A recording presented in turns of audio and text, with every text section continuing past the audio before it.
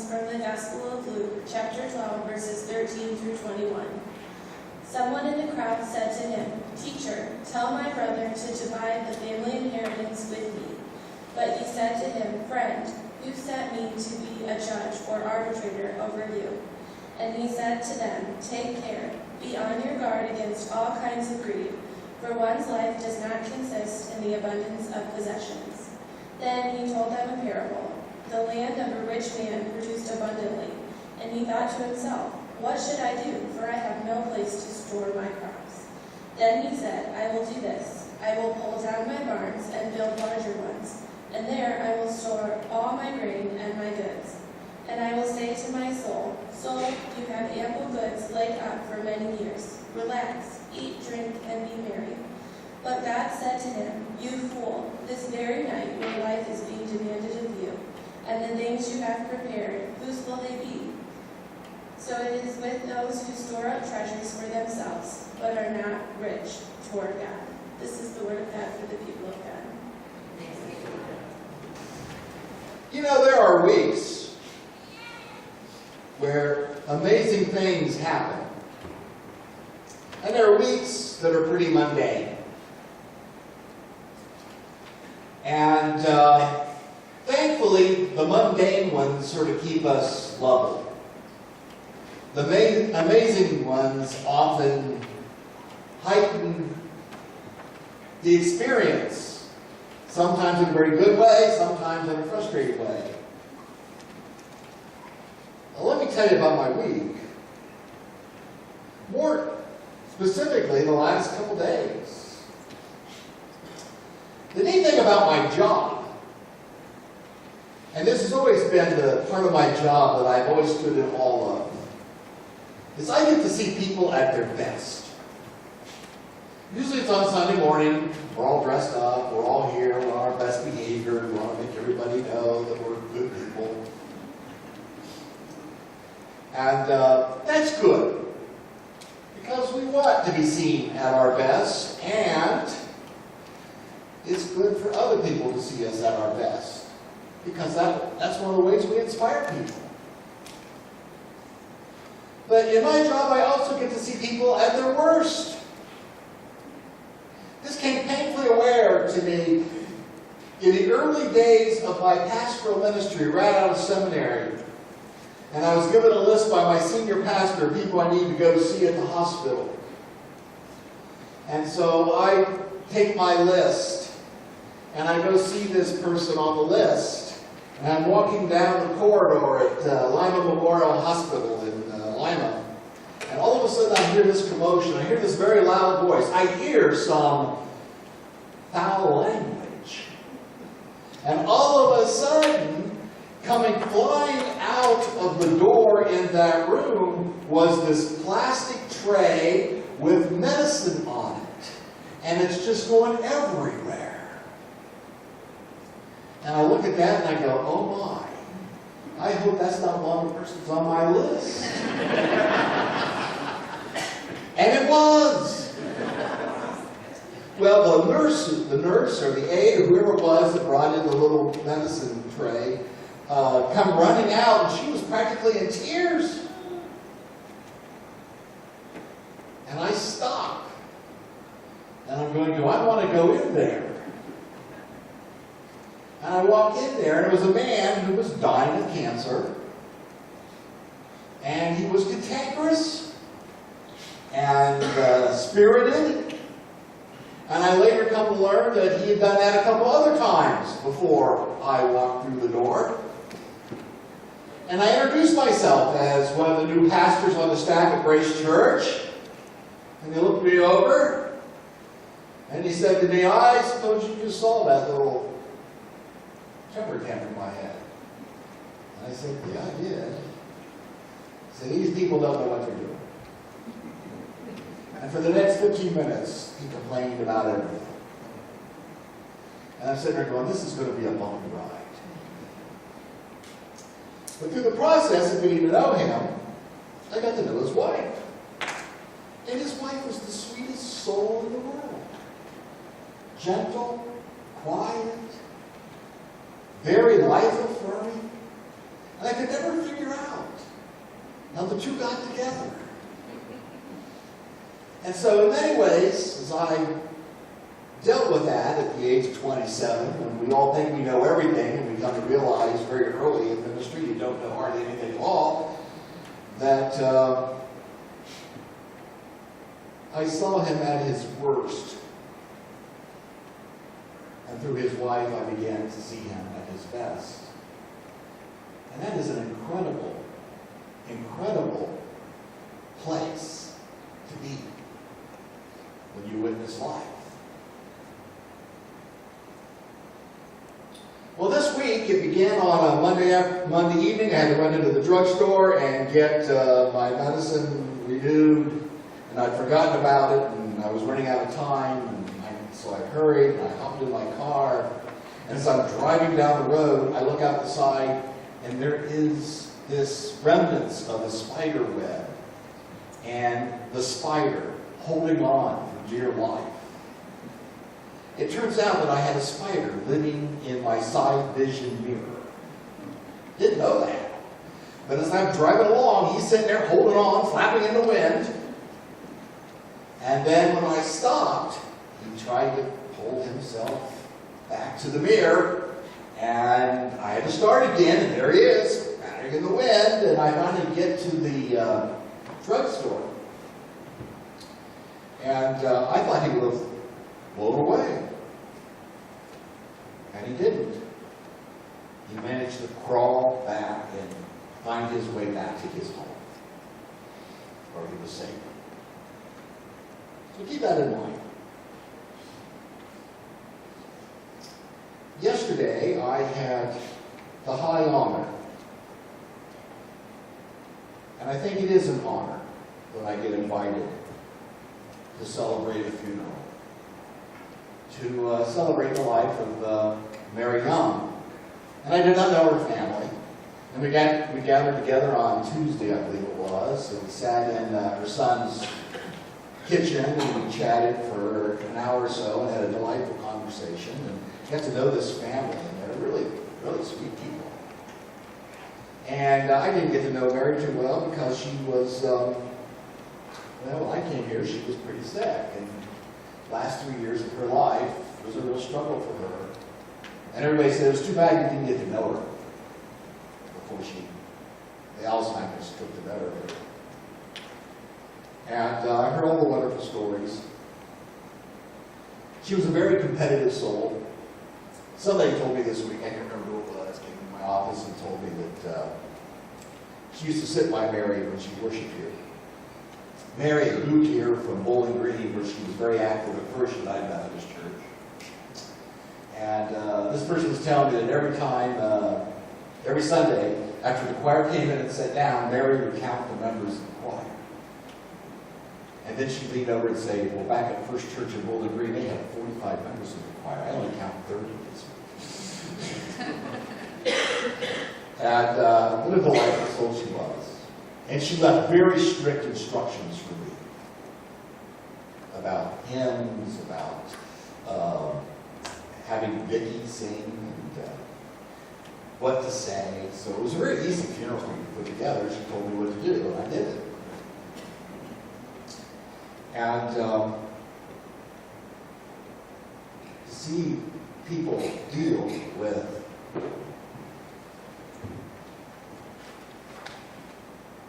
the whole issue of dying and death, that combination of grief and hope intertwined all at the same time. And then yesterday afternoon, I had the high honor and privilege of celebrating the wedding of Julie Ford and Claude Taylor. But there was a crisis. Claude's mother passed away at 10:30 the night before. And so everybody, when they were gathering together, we did this at the Night Preserve. And there was this incredible pall of darkness around this very high celebrative time. And we had to navigate through that. We had to navigate through that. And we were able to do it because, again, of that crazy tension that we Christian people sort of hold between the sense of grief that often wraps itself around our heart and our soul, and the hope and promise of our faith. And so during the wedding ceremony, we talked about that, and candles were lit, and we prayed.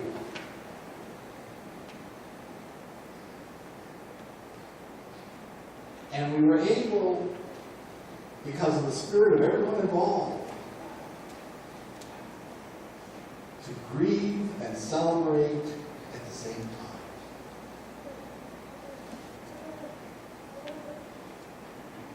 It's a remarkable thing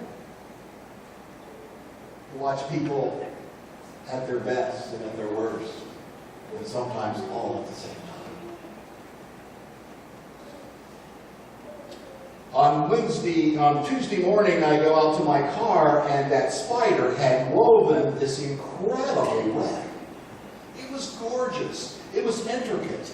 It was just glistening in the sunlight between my side vision mirror and my window and the door handle.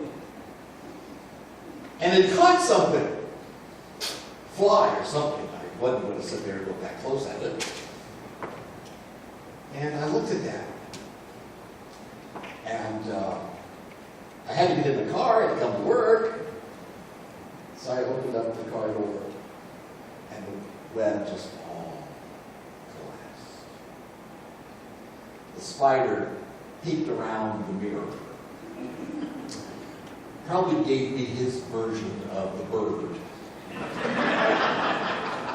Snuck back in the mirror, and I went on my way. And every morning this week, I go out to my car, and there is that web, completely rewoven, intricately, lovingly, tenderly. And every day I throw open the door, and that spider looks around the window at me, out around the back of the mirror. Every morning. How persistent that spider is. How charmed with wonder creation is. Now, there was a time in my life I would have killed the spider. Because I grew up in a era when, you do that. But then you read Joseph Campbell and then you look at all the nature stuff and all that, you come to realize that all things are interconnected. And if I could abstain from killing a spider, I'd do it a little part to celebrate that whole interconnectedness thing between us, creation, and God. So over the course of the week, I've become a friend to that spider. I watch him every morning. And this morning, when I got out of the car, there it was, is that web, and he was in the middle of it. So he didn't like it. I think he thought, I got up and I went and had some coffee and I came back home, and then when I had already destroyed the web, and so he was weeping another one and came back out to get in the car. And so here I am driving off to church, and he's hanging on for dear life. And when I got here, he managed to crawl back up and go back into his little crevice in my mirror. And then he turned around and looked at me again. And I'm watching nature at its best. It's an incredible sight. What made all this stuff happen is what people chase after, what things chase after, what creation chases after. The love of a couple that could not be vanquished by the tragedy of death. The grief of a family that could not overwhelm their joy of the life that was lived. the stubborn persistence of one of nature's smallest creatures to prevail against the arrogance of one of nature's more obtrusive creatures. And so we have the gospel lesson today. And the gospel lesson has Jesus being encountered by this guy who has a beef with his brother. This guy who feels he's being cheated by his brother. Now obviously these two brothers' father had died. And in that culture at that time, the elder brother got to divvy up the family estate. And the younger brother is upset because the elder brother hasn't done his job yet. And we don't know anything specific about it. Maybe the elder brother was being a jerk. Maybe the elder brother wasn't doing what he was supposed to be doing. Or on the other hand, maybe there was a complexity.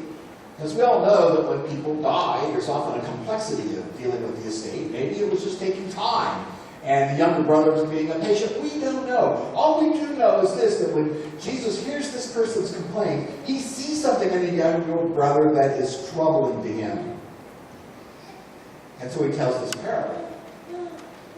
And he tells this parable about a guy who's so rich and so wealthy that all he can think about is tearing down and building up bigger barns to store all his wealth in. And this becomes this guy's mission. To acquire, to accrue, to tear down and build bigger so that he can have as much wealth as he can possibly have. And he spends every moment of his life doing that. And then Jesus in this parable says that suddenly God says, "You fool, because your life is done." And all those things that enable a human being to experience love and joy and peace. All those things that allow a human being to deal creatively and innovatively with grief and tragedy and sorrow. All those things that allow a human being to take the leap of faith, the risk of falling in love with another human being and trying to carve out a life together. All that stuff, all those things that make this life full and joyful and gives us the possibility of faithfulness gets lost if we chase after the wrong things. And Jesus was concerned about that younger brother, that he was chasing after the wrong thing. Joseph Campbell used to tell his students to follow your bliss, to follow those things that you are called to, those things in your life that gives your life richness and joy. And if we chase after those things, our lives will find their mission. And we will be what we are called to be by our God. All this gets us to the next great event of this weekend. I got to bury someone, I got to marry someone, and this morning I get to baptize someone. Baptism, in our tradition, is not about getting it right. Baptism, in our tradition, is about acknowledging that we are loved. And we are loved with a love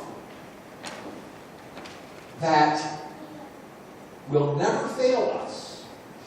And even if we turn our back on that love will not turn its back on us. That's what we say when we baptize Lily Ann this morning. She could grow up and be a little hellion. And ain't going to change a thing. God is going to love her forever. And she can grow up to be the most perfect little human being you ever want to know. So perfect that all of a sudden she's so cocky. That's not going to change a thing. God's going to love her no matter what. And that's what we do when we baptize in our tradition. We tell the world that Lily is going to be loved, is loved, will be loved, will always be loved. By a force and a presence much bigger than anything she'll ever encounter in life. And then we say a second thing, and it's more directed not so much at Lily as it is to you, all of you sitting in this room. That as Lily grows up, she needs to learn how to chase after the right things. And so we tell the world that she's now part of the church, part of the family, that will covenant with her to help her learn what chasing after the right things mean. And you know, the parents are going to help do that. But it's a big job. They shouldn't have to do it alone. That's why we have the church, to be there. So as we throw water on her, remember, it's a sign of grace and celebration and love. And it's also a challenge for us in the church who are sitting back watching all of this to own our mission with Lily. So that 20 years from now, or 30 years from now, or I don't know how long Rob's going to be coupled with her baby and all that kind of stuff, that she finds the love of her life.